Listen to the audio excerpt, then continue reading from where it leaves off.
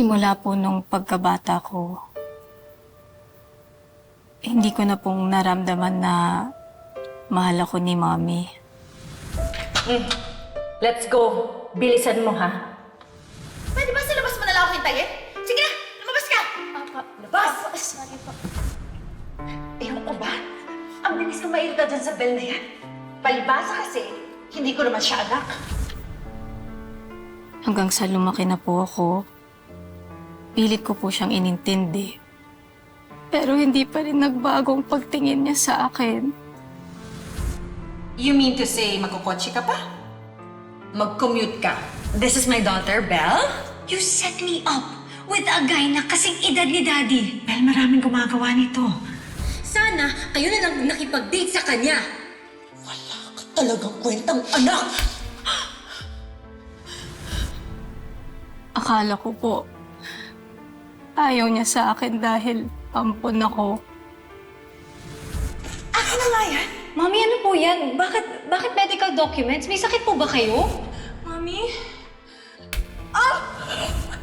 Alam pala niya na anak ako ni Dad sa ibang babae.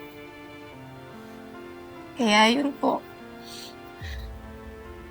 Gumanti po siya. Napakasakit ang ginawa po niya. You don't like the taste? It's okay. You get used to it. Go, go, go, go. Bottoms up para masanay ka agad. Go. Nasaan ako? Tulong! Alam ko na kung ano ginawa ninyo, Mami. Pinabayaan niyo ako sa lalaking yun sa bar. Kung tutuusin, kulang pa yun sa lahat ng ginastos ko sa'yo. Sa lahat ng ginawa niyo sa akin! Get out of my house! Now! Sana, nung baby ka pa na hindi ka makahinga, sana hinayaan na lang kita para hindi ka na nabuhay! Pinagdaanan mo lahat yun? Nakaya mo? Wala po akong choice eh.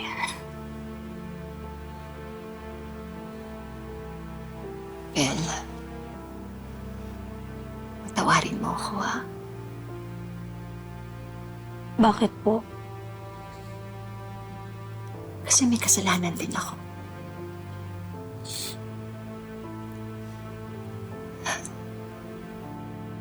May nangyari sa amin ng daddy mo. Kaya ganun na lang yung galit ni Thea sa'yo.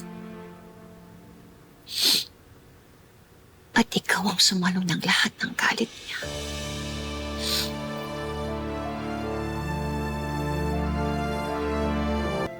Okay lang po yun. Tapos na po yun, Nay. Huwag niyo na pong sisihin ang sarili niyo. Tama ka. Nagkamali ako noon. Pinilit kong baguhin yun.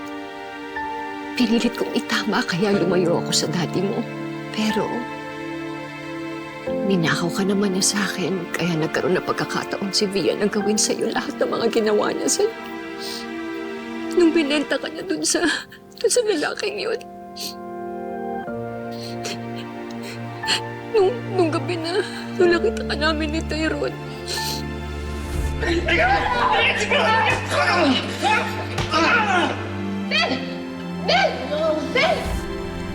Paano na lang kung di kami dumating?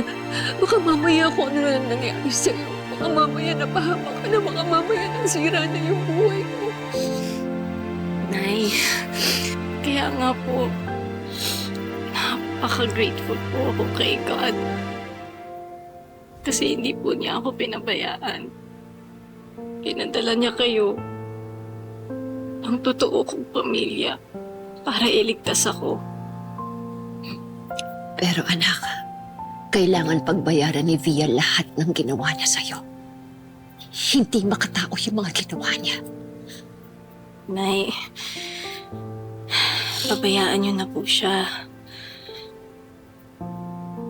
Total, nalagpasan ko naman po yan eh.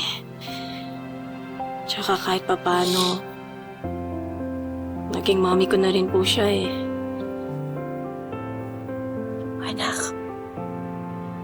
napakabait mo talaga, napakabuti mong tao.